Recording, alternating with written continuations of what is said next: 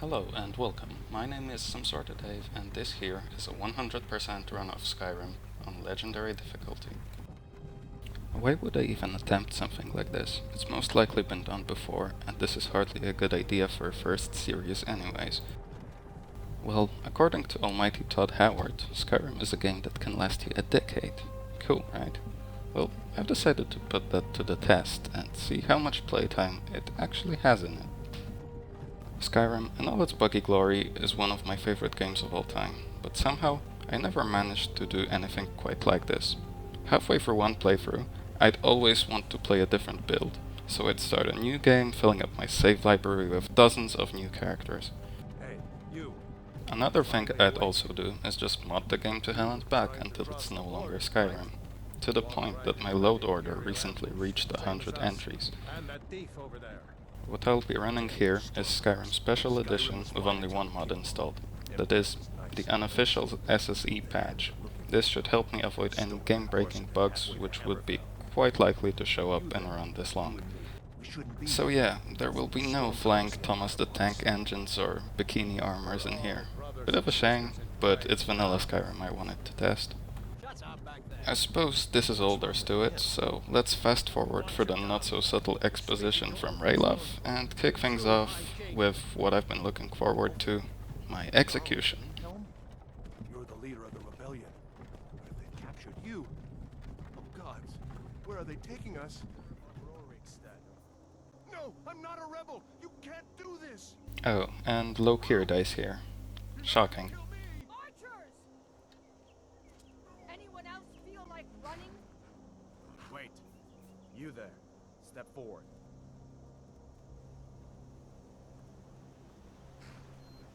Who are you?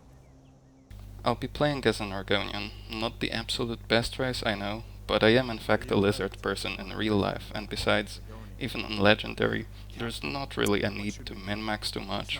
Picking a Breton or a High Elf would just be easy mode. By your orders, Captain. I'm sorry. We'll make sure your remains are returned to Blackmarsh. I gotta say, the Imperials are not too great at executions, and very keen to behead you without a trial. I feel like they're a bit harsh on me, and rest in peace Lokir. And had they chosen to kill Ulfric first, it would save us all a lot of trouble later down the line. Some here in Helgen call you a hero, but a hero doesn't use a power like the voice to murder his king and usurp his throne.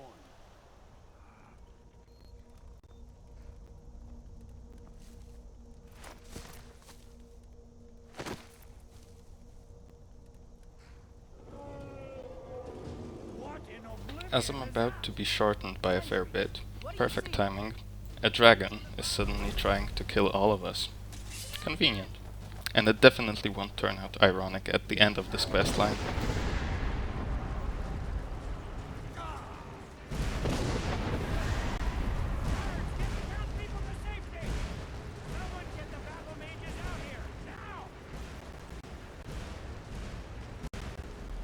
From here on, I do some running, parkouring, and hiding, all in an overly dramatic fashion.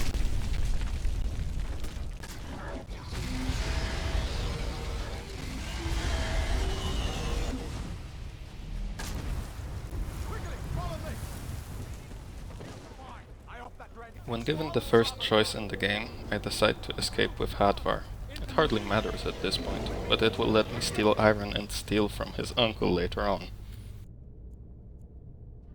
Alright, once we're through the door, Hadvar frees us, and game proper begins.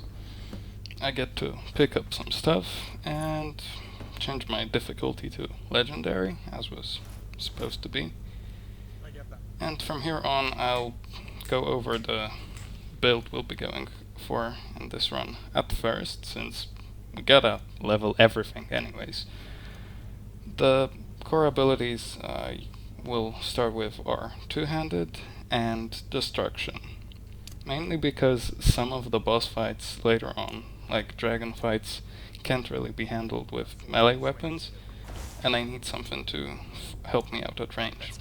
We'll usually be using a companion to tank most damage either way, so even two-handed is viable. Light armor, is another one we'll be picking up, mainly because This way. it's easier to level it before heavy, since with high enchanting you can silence heavy armor later on and make it essentially same as light.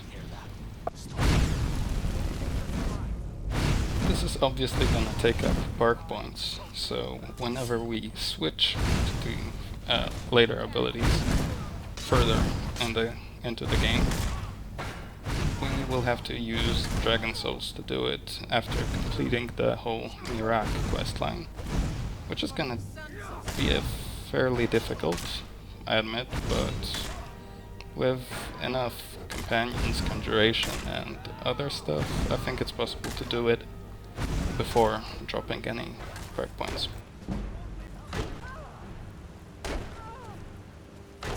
It quickly became apparent that Legendary was a bit tougher than I remembered, even though I've played on it before.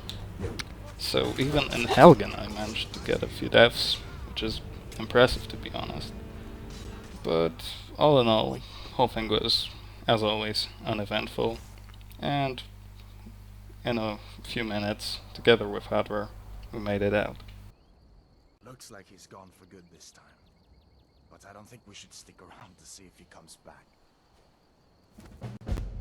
Closest town from here is Riverwood. My uncle's a blacksmith there. I'm sure he'd help you out. It's probably best if we split up. After escaping Helgen, it's time to ignore Hadvar's advice, follow him to Riverwood, pick up a quest, and also pick up our first tank, or follower, however you want to call him. These are the Guardian Stones. 3 of the 13 ancient standing stones that dot Skyrim's landscape.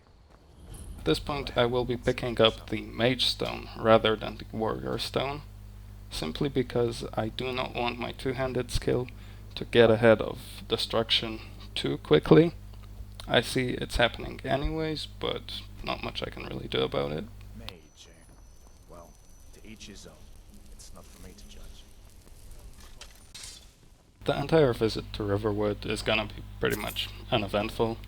I will loot the house of Oliver's family, probably sell some stuff, and most importantly, recruit our punching bag, Feindel. I won't be using the archery exploit you can do with him, besides the USSEP patch gets rid of that, so I couldn't do that even if I wanted.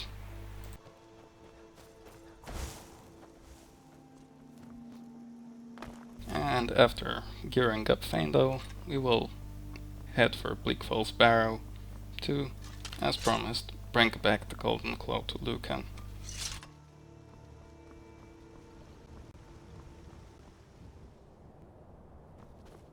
Now, when he agreed to follow me, I'm fairly sure Feindel did not really know what he's signing up for. Because the plan for most of Bleak Falls Barrow is essentially to sick him on enemies, and while they are distracted with him, take advantage of that and kill him.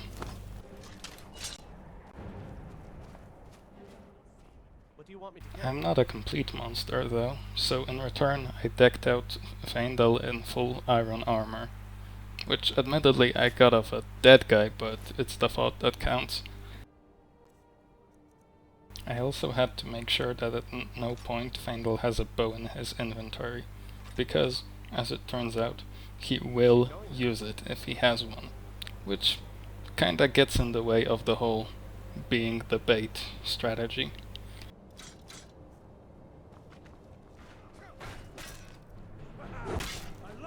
Once no longer armed with any distractions, Feindel did a great job of, well, mainly being hit in the face, but it still helped out.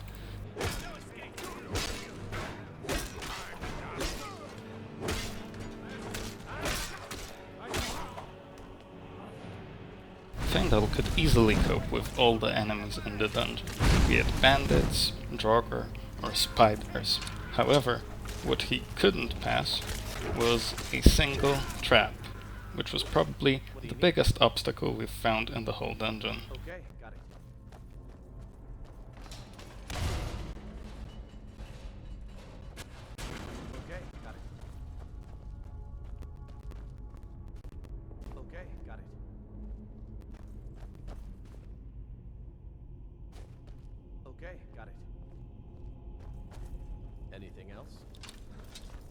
After defeating Faendal's pathfinding, I easily made it to the final chamber, and prepared myself for the first boss fight in the game.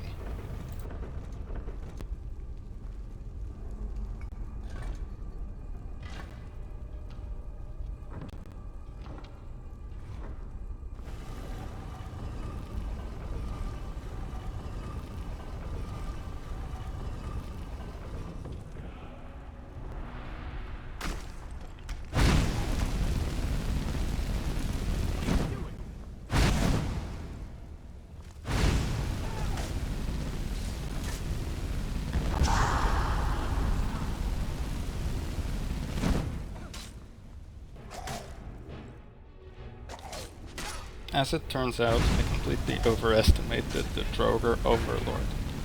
He didn't even manage to down Faendal and ultimately proved to be no more than a tougher Draugr.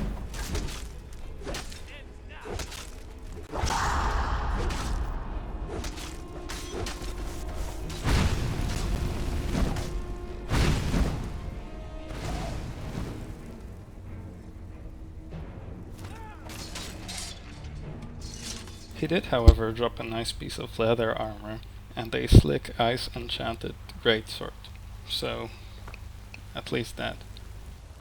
And after the barrow is probably where I will leave things off for now.